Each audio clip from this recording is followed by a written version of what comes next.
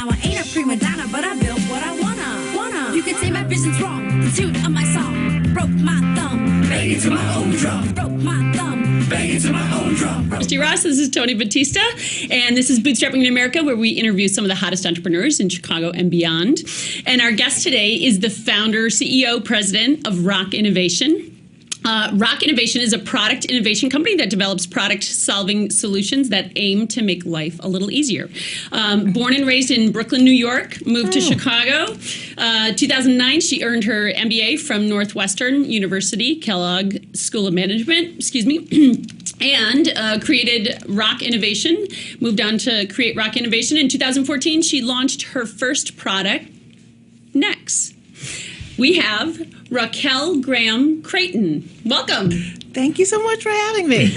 Absolutely. We were having a lot of fun just before getting sized up. It's super comfortable, by the way. Yes. Very nice. So already you have something in common with Tony. He's from Brooklyn. I'm from Brooklyn also. Bensonhurst, Brooklyn. Born in Flatbush, raised in... Flatbush. We're in Flatbush. Newkirk and Avenue D. East 33rd between S and T on the other side of Marine Park. Wow. Look at that. Not too far. I knew I liked you I immediately. knew I liked you too. I was going to say the same thing. No, I know I like this, though. That's what I'm talking about. Oh, you look very distinguished. Thank you. You do. Thank you. These are actually really comfortable. Really comfortable. Aren't they? I mean, they're cuddly, but most important, they're warm. Yes. They're like me. Warm. Yeah, They're like you. Cuddly, Like you. warm. You want to take me home? Boy. Something like that. All right. So before we even jump into NEKZ, I want to get a little bit of your background. I looked back and saw that you actually started at JP Morgan, so a financial company. Yeah, I did right out of college. I went to Westland, and I was an analyst at Morgan.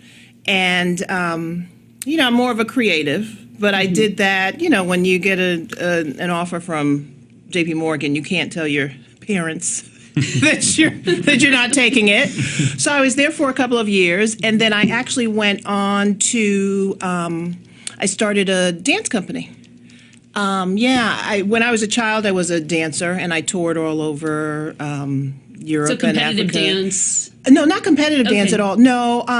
So it was in Harlem. Did you have a stage name or something like that? No. Oh, okay. No poles involved. Okay. Oh, you're talking about the artistic. Yeah, the artistic. Kind of boring. In Harlem, and so I had with my cousin who had started the program, and basically we had about 500 kids out of Harlem Hospital, and we pretty much mimicked what we both did as children, because her mom was the founder of our dance program. And so every summer we would go to different countries for a month. We were the guests of the country that would invite us. So it was modern, contemporary dance. And so I did that for a while. And from there, that was not for profit. So I did a lot of event marketing, and that all of that experience kind of prepared me for, I took over marketing at Johnson Publishing, Ebony, all of it, Jet, etc. And once I had my second child, I knew that I wanted to, make more time for my family and to be able to spend more time with them. So I started a marketing firm, and I ended up working with a lot of the companies, from Ebony, including McDonald's. McDonald's was my big moneymaker for a while. And then the polar vortex hit. And that's what happens here in Chicago. Yeah, the polar vortex hit, and my children would not wear scarves. But we're talking like every morning meltdown to get out of the house. Oh, yeah, it was too much. It was a lot. So both of them tag teaming. My son at the time was like 5. He's crying. It's like they hate it. They lose. It's just too much. So I said, this is one. I can't be the only I cannot be the only house going through this. So I started to do some research just to see, what else is what else can I do? Not even realizing that I didn't wear scarves. I used to wear this incredibly ratty fleece vest that would, zip up to here. I have a couple of those. Yeah, I mean, oh my God, I didn't care. It could be black tie, whatever. I would put this thing on just because it was perfect, it was comfortable. So one day I put on, when I decided to create this, I put on a scarf and wrapped it around my neck. And I was like, oh my God, this is this is it. So I would talk to them, it's the bulkiness. And then it was itchy and, all of that. So I went online to see what I could find. Now, kids, over the head is a no-go. Mm-hmm. Well, right? For women, too. And women, too, exactly. Oh, I work a long time on my hair. I mean, I don't want anything all over my head. No, but if it goes over your head, then you're dealing with static electricity. I mean, there are a whole bunch of things that happen. You're pulling that Northwestern stuff on me now. I'm just worried about my hair. That's all I'm worried about. And there were gaiters. Now, gaiters they go over your head, but they're loose. Yeah. And the way when they become effective is when you zip it up, right? So that's another problem. So there wasn't anything. So I created, I monster glued my stuff together, different prototypes. I'm from New York, so I knew a lot of people in the fashion industry. And we just started cranking out prototypes. And I would try them on my kids. Some they would like, some they wouldn't, different fabrics I did. And finally I had the winner with the fleece. And when they got home, they never took it off. Oh, Because it was so, soft, so, Sure. So what about when I think what's really interesting to me is sort of the spark to create an idea, right? But actually taking the idea to fruition and sort of taking that step into entrepreneurship, right? I mean, that's not your background, but you have a wonderful, creative background. You have a logical, economic, right? I mean, I forget what your major was in, but in economics. Economics was my minor and history major. Yeah, right. Yeah. And so you have sort of the basis for this, but actually making that leap or making that phone call, what was it that sort of allowed you to take that step into entrepreneurship? Because I think that's probably one of the biggest challenges for people that have ideas.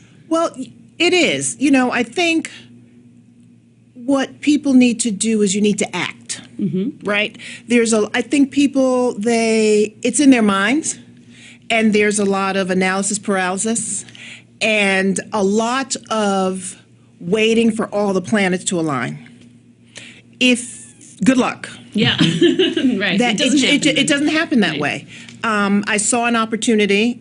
Marketing is my background, and that is it's innate. It is everything I look at. Everything. I look at how this could be marketed, or that was brilliant, or oh my gosh, that's not going to go well, or I see everything that way. And what ended up happening was I then made one for myself, one more fashion forward. And the idea was really just for kids, and I did it for myself. And it exploded when I made samples and my girlfriends wore them because they loved what I had on, and I realized that there was an opportunity for it. So so for me, it was really interesting. I could envision the end of where this was supposed to go. I'm not even close to where, I'm interested in licensing. I mean, it has a long life. But my learning curve was really about production. I started selling and booked my first big account before I had even figured out the production piece. If you build it, they will come. Right. There you go. So now, I don't recommend that, but that's really what happened. Yeah. I saw immediately that there was interest, that there was a market for it, because there was nothing there. So I gave it a go. So you have a patent pending right now. That's right. That's right. A utility patent. Okay. Yeah. Perfect. Because it's Yeah. And so do you actually produce them here in the U.S. or is this produced overseas? I'm not proud of it, but I did just leave. I was producing them here in Irving Park. Oh, okay. Yeah, and then once I got HSN. So talk about HSN a little bit. My jump goodness. over to HSN. So, and I'll be honest, I didn't know what HSN was. Home Shopping Network. Come on, everybody knows it. So Come on, girl, get with the program here. I mean, start shopping a little bit. I mean, come on. I buy black. Right? We all know that. So do I. I mean, we probably have the same uniform, right? Every day. I could have picked the scarf you had and be matching. Right. Yeah. this is another thing. I do believe in, if you really have a clear vision, in time, if you act, you will attract what it is that you want. And I say that to say, I'm a product fanatic. There's not a catalog I don't have. And I've been this way forever, sketching or why isn't there this? Why isn't there that? But I have been a fan of HSN forever. Okay. Probably even a closet fan because, some people like it, some people don't. I watch it all the time. One for ideas, trinkets. I usually like the organization shows, the kitchen shows, So it, for me, was a fantasy when they contacted me and said that, because what they do is they like unique products. Sure. So, I was in heaven. And it's a very difficult account. They move volume. The volume that you move on that show is... How many people do they have watching that? Is that it's 100 million, I think, is their audience. Wow. Yeah. So where do you go from there? What's your next step? Above and beyond HSN. Are these products in stores too? Because that's a tough thing to get, is shelf space and right. Well, I have, because of HSN. Now I've gotten so many calls I have those appointments set up. Actually, like in the next 4 weeks. But you found a little niche in the college campuses, haven't you? That's right. Yeah, that's right. That's right. Yeah. $15 to $50. I'm just averaging somewhere. The price point? Yes. Oh, no. The price point is from 15 to the licensed ones are the most expensive. Yeah, for like 40. Between them. So college campus, even at $20. Yeah. My ultimate goal is to be more extensive in the sports market across the board. So we're talking not just college. I did like the top NCAA, like University of Kentucky. I did those, those schools. But I'm talking about across the board, NFL, NHL in particular. And then where I really want to go is licensing. So I'm actually in the process of working on a deal where, if it works out, there would be Hello Kitty versions and Marvel versions. Sure. Okay. So that's really so the evolution of where I'd like the product the next to go. Step, right? Yeah. So so are you doing all the deals? Like, how many employees do you have right now? There are only 4 of us. Okay. And like any startup, I do everything. Meaning it doesn't matter. I jump in where I need to. I do the majority of the sales. I do have a design team out of New York. They are critical. Nothing happens without them because they help me navigate China brilliantly. There is no way I could have made it on time and with the, it's such an adjustment. I was very fortunate to have an incredible factory. First factory. Did you seek the factory out, or did your designers actually connect you? No, it was actually through a contact of mine. I'm on the board with a woman who gave me this contact.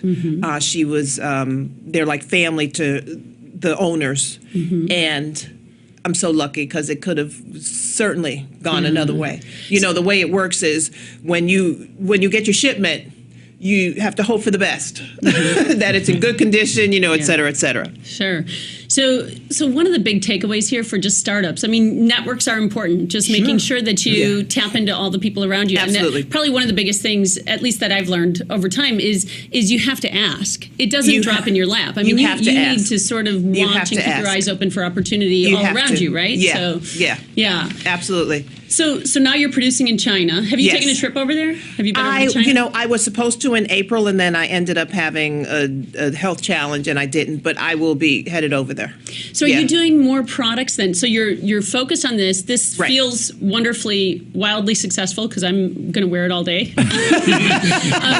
But so Rock Innovations is about making more life products. easier and come out with products. Right. So what's your next product? Oh my gosh. I don't know if I can tell you, but I can say this. Are we really? Top secret. It's a beret. I really don't have any more in the apparel category. You know, like this was not, you know, I didn't set out to create this. This was, you know, but the others are, one is in nails, and it's not out there, and the other is in hair. Okay. Yeah. So nails, I could use that. And then I have 2 others in organization. It's really, right now, I'm just trying to figure out in terms of the engineer, and I just had a conversation this morning trying to find the right lab for the other 2 because they're chemical. Okay. Yeah. Sure. So is this your full-time job? This is what you're doing full-time? Yeah. Okay. Yeah. Okay. Yeah. And are you still I just made the leap. I just made, recently? Yeah, recently. Okay. I was still doing marketing consulting, you know, for different brands, as long as I, you know, could do it on my own terms and, you know, because I'm still pretty much a full-time mom for my kids, Right. you know, even though they're out of the house, but still. So how old are your kids now? My kids now are 8 and 13, but this year they'll be 9 and 14. Yeah. Okay. Yeah. Perfect. So where can everybody find your NEKZ? So you can go to NEKZ.com, NEKZ.com. You can go to HSN.com. You can go to thegrommet.com. You can go to Crayton University and find them. We got a couple of guys that graduated from there. I'm going to hit them up and see if they found one. Good job out of you. Yeah. One last question. So what do you want to leave our viewers with? What is one piece of advice from, you know, being an entrepreneur? What would you say is the most important piece of advice? I think you really, I mean, I hate to say this because this is, you know, the Nike slogan, but you really just have to do it. And you'd be surprised what happens when you start doing it. You know, if you be flexible, don't just come out with this plan that it has to be this way, because that's not going to happen. But if you are flexible and amenable and you can see the opportunity and you move in that direction, then, you know, just like, for instance, this started for kids. I have the least amount of traction in kids. Right. But I went where the opportunity was, at home shopping, and that's big, and it will open up the doors for that. But if I had just stuck to, no, it's just for kids, then I wouldn't be there. Right. But I think you have to move, and when you move, opportunities begin to open up for you. So just do it. Just do it. Good All job right. out of you. Good job. Thank you so Thank much you. for coming Thank you on. so Can I much ask for you one having question? me. Yes. PS217. Close to you? No. Oh. And I went parochial. Oh. Yeah. Oh, pardon me. Sorry. No wonder you're successful and I'm stuck here. Good job out of you, Rachel. We're going to take a quick 90-second break. When we come back, we got Liz and Jenny next. This is Taste Straight Live.